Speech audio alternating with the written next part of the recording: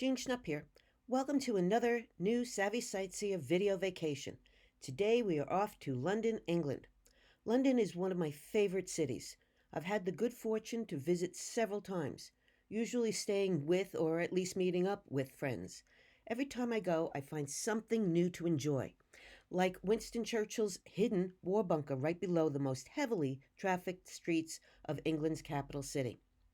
And of course, new things are always being added, like the opening of the Westminster's Galleries, essentially an attic space that had been jammed with relics that were hundreds of years old. These were cleaned up and put on display for the first time in 2018.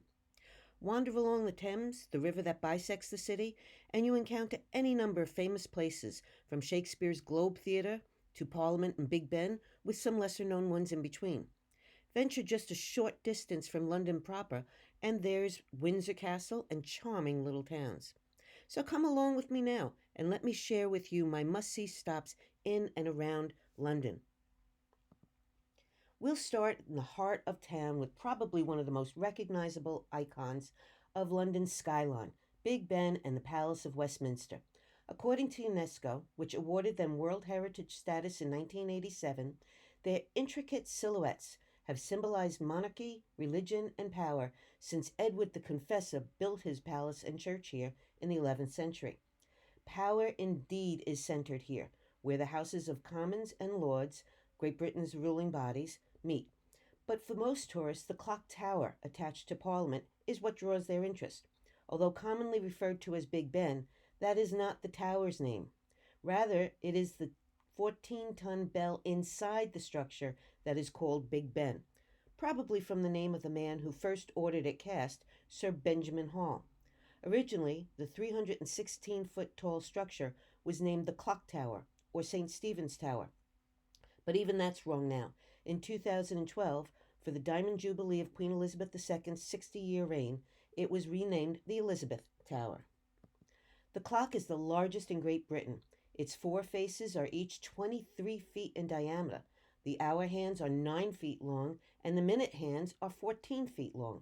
The numbers are approximately 2 feet high, and there are 312 pieces of glass in each clock face. The tower took 13 years to build, and its mighty bell chimed for the first time in 1859. In 2017, it went silent, except for a few special occasions, while a multi-year restoration project is underway. It's expected to ring out regularly again sometime in 2021. Across the river is the Coca-Cola's London Eye. It was added to mark the millennium in 2000. At 443 feet high, the world's largest cantilevered observation wheel is technically not a Ferris wheel, since it's supported on only one of its two sides. That allows, though, for continuously unobstructed views of the river and the landmarks from its 32 high-tech glass capsules. It's a very slow, gradual rotation of 360 degrees in one of its 25-person capsules. You can take about 30 minutes to make the full rotation. Another Millennium addition is the sleek pedestrian-only Millennium Bridge that spans the Thames from St. Paul's Cathedral to the Tate Modern on the southern side. It opened to great fanfare in June of 2000, but the steel suspension bridge was closed virtually immediately.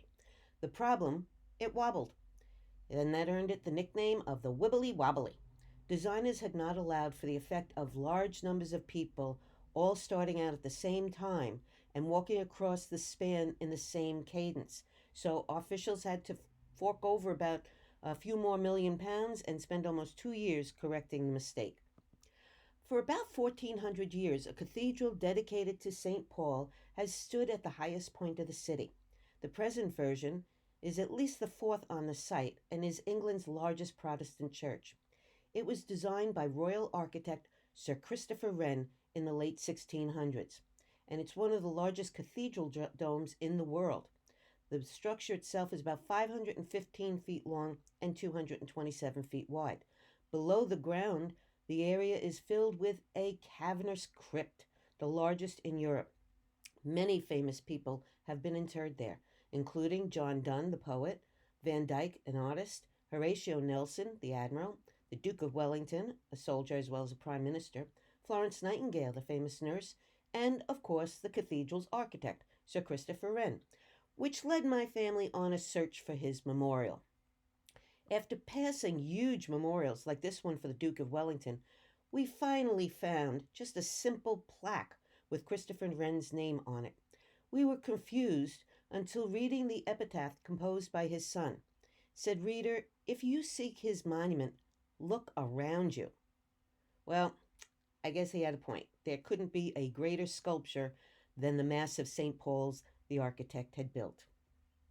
The London skyline is littered with the great works of Sir Christopher. A great fire began in London on the night of September 2nd, 1666. It began as a small fire on Pudding Lane in the bake shop of the baker to King Charles II. The devastation was immense.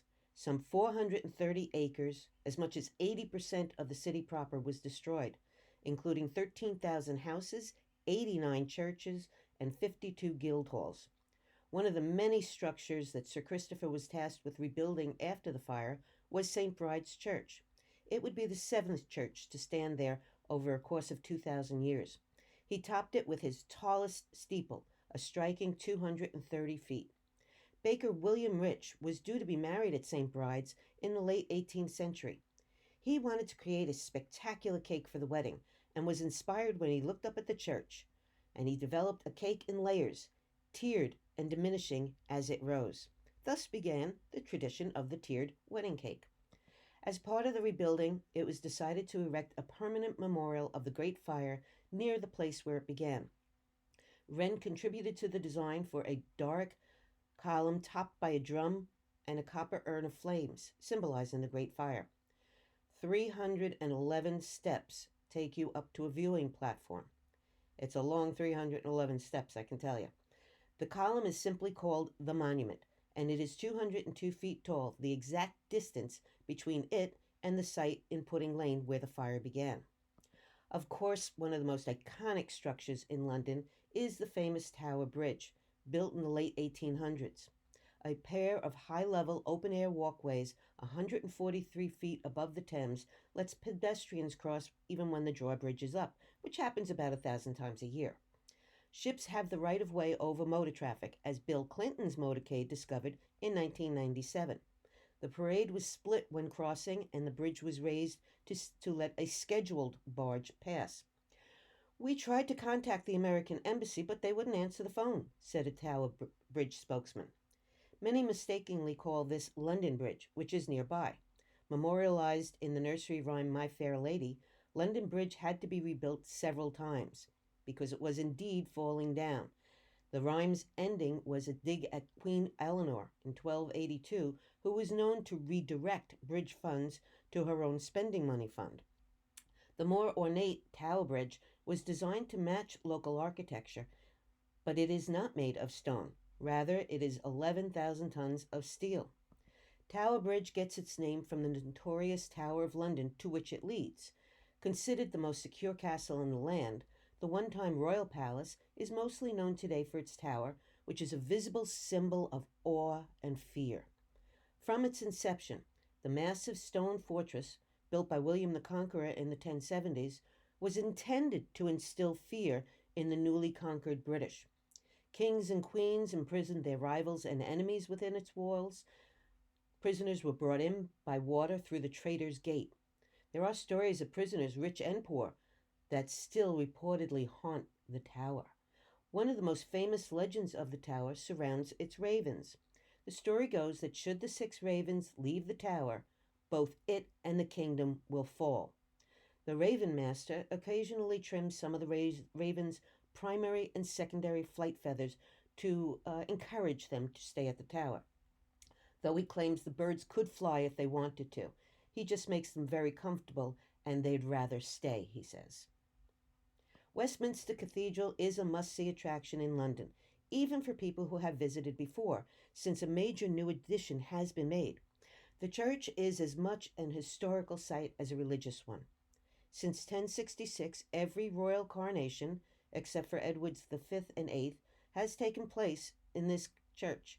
About 3,300 people are buried in the church and its cloisters. Some of the most famous are Charles Darwin, Sir Isaac Newton, and David Livingstone, and of course royals, Queen Elizabeth I, Mary Queen of Scots, and St. Edward the Confessor. Westminster is an ongoing work in progress. In 1998, the statues of the martyrs were added to the west entry of the already statue-heavy building.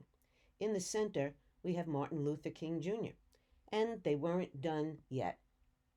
In 2018, the Abbey added an elevator, the first physical addition to the Abbey since its iconic towers were completed in 1745. The elevator whisks visitors up to about 70 feet above the church floor to the Queen's Diamond Jubilee Galleries, a sort of attic space not open to the public before. Historians speculate the area was probably intended for extra chapels, but it was never used for anything but storage. And just like most people's attics, there were some great finds as well as a few oddities. You had royal armor to the world's oldest known stuffed parrot. There are dozens of statues, King Henry V's saddle, shield, and helmet, a wooden Dutch clog, a clay pipe, Mary II's coronation chair, and for fans of more recent royals, Will and Kate's marriage license. Thousands of artifacts were restored and are now on view for the public. Arguably, the gallery's pièce de résistance is this panorama of the Abbey. Until now, such a vantage point has only been seen by the public during TV broadcasts. Grills and handrails allow visitors to step right to the edge of the open arches for somewhat dizzying views down to the altar and the royal tombs below. Tucked away on King Charles Street in London is the entryway to Churchill's secret World War II command post. The underground bunker served as the Prime Minister's center of operations from 1939 to 1945, the close of World War II. When staff turned out the lights and left the bunker for the last time, no one was really sure it wouldn't be needed again, and so it remained completely intact until 1984 when they were first opened to the public. Even the handwritten calendar in the maps room still bears the last date of use, August 16, 1945. Visitors here get a true sense of the beehive that operated under the streets of London. Mannequins fill in for staff and soldiers at their workstations. Conference rooms and living quarters for everyone, including Clementine Churchill, the Prime Minister's wife, are open to see how these people lived for 6 years. All the clocks are set at 4:58, just before the time of the first meeting. The adjacent museum portion is a unique biographical look at every aspect of the leader's life, told through his trappings, including his trademark bowler hat. You hear his booming voice. There's dioramas and news reports and videos, and so much more. It is a highly interactive multimedia experience that shares insights into the statesman, the family man, the leader, and the visionary by engaging and challenging visitors with cutting-edge technology and distinctly different displays. An array of thought-provoking and interesting exhibits. I found it to be too much to fit into one visit. You sort of go into overload. So I kind of plan now to stop in every time I visit London and pick up where I left off the prior time so I can really do it justice. In most museums, you look at a picture like this and just read a news blurb, but not here. As you stand in front of this picture of London being bombed, you listen to Churchill's booming voice discussing it. Beneath the gruff exterior, Churchill was a man of simple pleasures who enjoyed the solitude of painting. He wrote, "When I get to heaven, I mean to spend a considerable portion of my first million years in painting." As a former English teacher, seeing the Globe Theatre where Shakespeare's plays were acted out was a must. It's not the original theatre, though. That was demolished in 1644. A project to rebuild it was initiated by the American actor, director, and producer Sam Wanamaker after his first visit to London in 1949. In 1997, very near the site of the original, a replica of the 1599 theatre was open. Just as the original was, this is an open-air theatre, and plays go on, rain or shine, no umbrellas permitted. The sumptuous stage and roof decorations were created by using Renaissance techniques and pigments. A short walk takes you from the replica 16th century architecture to ultra-modern 21st century buildings. An architecturally striking building, nicknamed the Gherkin for its unique look, caused a stir when it was started in 2001 because of its height, 591 feet tall. It is decidedly not an Old English look. The office building has 7,429 panes of glass on its exterior. Something that sets this building apart from its surroundings is the remains of a young Roman girl which was discovered during the early stages of construction. Estimated to be 1,600 years old, her remains were moved during construction and then returned amid much fanfare to be reburied at the base of the tower on completion. The Gherkin is now dwarfed by the Shard on the right side of the screen. This is London's tallest structure at 1,016 feet. The architect's vision for a so-called vertical city incorporating retail, offices, hotel, apartments, restaurants, and a public viewing gallery was realized when the building was inaugurated in 2012. The Shard stands 95 stories tall, with a dazzling exterior covered by 11,000 glass panels.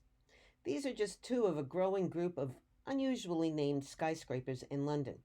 They are joined by the Cheese Grater, the Walkie Talkie, and soon the Tulip.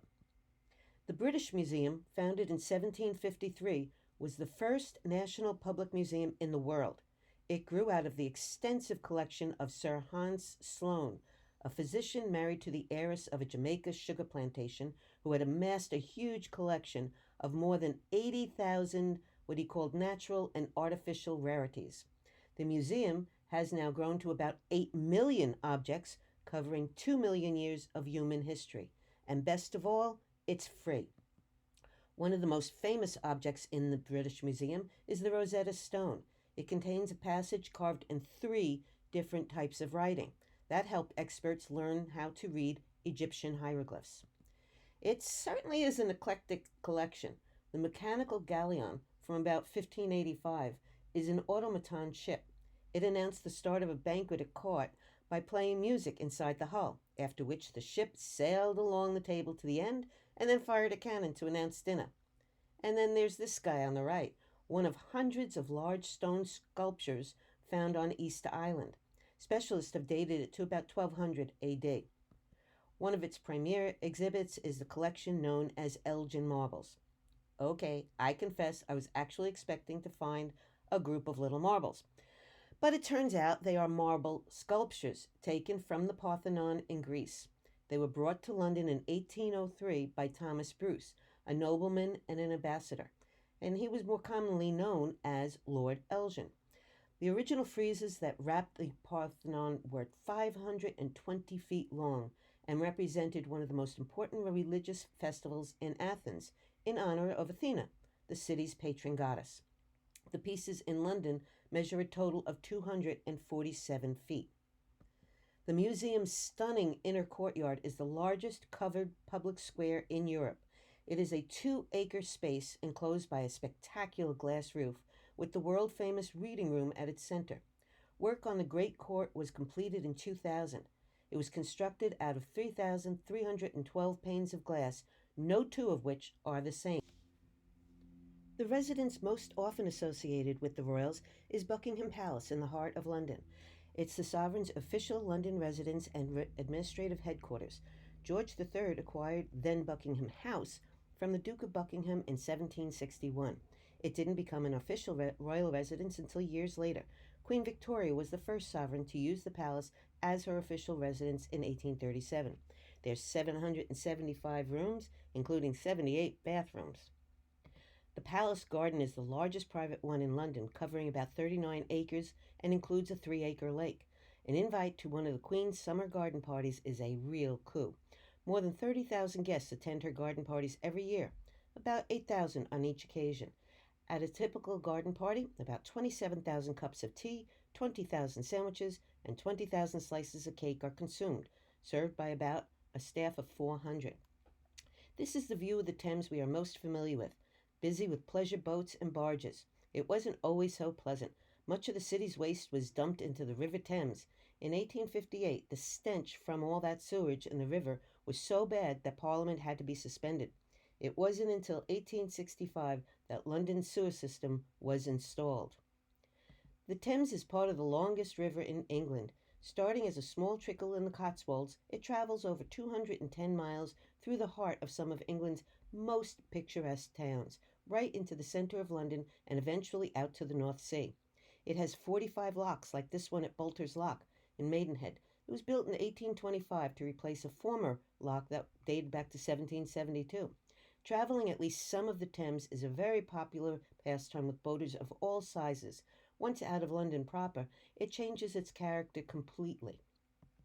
In 2000, the last salmon ladder to be built on the Thames was opened at Bolter's, one of about 50 weirs along the river. This is actually part of the Thames, which splits to surround a peaceful island park. Yes, outside the big city, the Thames has a very different look. A nice thing about visiting with friends is that they take you to places not in regular guidebooks, and that's how I came to be at Bolter's and all the little town of Bray nearby. It's a lovely little town, about 30 miles west of London, with medieval roots. It regularly wins awards for its prettiness in the Britain in Bloom competitions. Even royals like to leave the hustle and bustle of city life behind sometimes. Near Bray is one of the most famous of the monarch's getaway palaces. Windsor Castle is the oldest and largest inhabited castle in the world. It has been the family home of British kings and queens for almost 1,000 years. The country residence is the Queen's favorite weekend getaway, but it is also a working palace, and it's used regularly for ceremonial and state occasions. St. George's Hall, the largest room in the castle, makes a spectacular setting for a state banquet, when a single mahogany table, stretching the length of the hall with 68 leaves to be 175 feet long. It was created in 1846 and can seat 162 people at one time. 40 monarchs have called the castle home, and many additions and changes have been made along its long history. For example, Henry III started building this D-shaped tower in the early 1200s. It was later granted to nearby Eton College to use as a belfry, and the college's bells and clocks have hung here ever since. William the Conqueror first chose the site for Windsor Castle high above the River Thames and on the edge of a Saxon hunting ground. It's about 25 miles west of London. He began building it in 1070. It took 16 years to complete. During World War II, the young princesses Elizabeth and Margaret stayed at Windsor while their parents supported the war effort in London and around the country. A major fire engulfed about 1/5 of the castle in 1992. It took 15 hours and 1.5 million gallons of water to put it out. 9 principal rooms and about 100 of the castle's nearly 1,000 rooms was also ruined. It took 5 years and £37 million to restore it. 70% of the cost raised to pay for it came from opening Buckingham Palace for tours. The Long Walk is a nearly 3-mile path from the castle to the Great Park or the Royal Hunting Forest. Just off the Long Walk is Frogmore House, built in 1680. It's extremely private and mostly off-limits to the public. Harry and Meghan made Frogmore a household name in 2019 when they famously chose it for their prime residence and renovated it at a whopping cost of about $3 million before ditching the royal family in 2020 and moving to the United States. While there are many beautiful things to see at Windsor Castle, the one item that sets it apart from all the other elaborate royal residences is not the immense 2-ton Indian carpet, considered to be the largest in the world. Quite the opposite. My favorite is in miniature. A childhood friend of Queen Mary, Princess Marie Louise, decided that the Queen, who loved all things tiny and decorative, would enjoy having a dollhouse. It became a symbolic gift to recognize the Queen's service during World War I. Renowned architect Sir Edwin Lutyens designed the 5-foot-tall dollhouse on a scale of 1 to 12, 1 inch equaling 1 foot. But it took 1,500 artists and craftsmen to bring it to life between 1921 and 1924. It is the largest and most famous doll's house in the world, and is more luxurious than many life-sized homes. No detail was too small to be overlooked. There's running water, electric lights, working elevators, and I'm not sure for whom, but it has flushing toilets. The garage houses a Daimler and a 1923 Silver Ghost limo. Every room is exquisite. Those are real books on the shelves, not a painted wall. Princess Marie sent 1 inch by 1.5 inch blank volumes to writers and poets to fill in. Sir Arthur Conan Doyle sent back a handwritten, leather-bound, 503-word story called How Watson Learned the Trick. Other original stories, poems, or music pieces came from hundreds of famous people of the period: Rudyard Kipling, A. Milne, Thomas Hardy, J. M. Barrie, and Aldous Huxley. In the wine cellar, 1,200 thimblefuls of real booze are kept in miniature bottles. The royal gunmakers, James Purdy and Sons, donated working replicas of King George V's guns, complete with leather case and a magazine of 100 tiny cartridges. In the town of Windsor, adjacent to the castle, there are some interesting spots. Queen Charlotte Street on the left is just under 52 feet long, giving it bragging rights as Britain's shortest street. On the right is the Market Cross House, and it has a colorful history and obvious structural issues. It has changed hands a number of times, with different businesses operating this slightly unbalanced shop, but it is best known as the Crooked House of Windsor. It had been demolished in 1687, but a land dispute erupted over the lot, and the council was eventually ordered by the court to rebuild the dwelling in its original spot. The job was hastily done using unseasoned wood that buckled when it dried, leaving it standing but a little off-kilter. It is said to be one of Windsor Town's most photographed buildings. Also getting lots of camera time are these stunning regal-looking swans. Well, in addition to looking regal, they really are regal. Since the 12th century, by law, the Queen owns any unclaimed mute swan. That's a species of orange-billed swan found in open water in both England and Wales. Swans were considered a delicacy, and to keep them from being depleted by peasants, they became the property of the monarch. Anyone driving away swans at breeding time or stealing eggs was liable to 1 year's imprisonment plus a fine, at the pleasure of the crown. Any person carrying a swan hook by which swans might be taken from the river was liable to a fine. Every year, the third week of July, there is a 5-day census of all the swans in the River Thames. It's called the Swan Upping. I hope you've enjoyed your trip to London, and I like to end all the programs with the words of Dr. Seuss. Sometimes you don't appreciate the moment until it becomes a memory. I like to add to that to always remember to celebrate the moments and treasure the memories. To see more of London, England, or any of my European destinations, go to my website. You can find the London section under the links to Southern England. If you have any questions about this program, email me or use the contact page on my website. When libraries are again offering programs, you can check my programs tab to see where I'll be. Until then, visit the library site for more video vacations by Savvy Sightseer. Stay healthy, stay home, cheerio.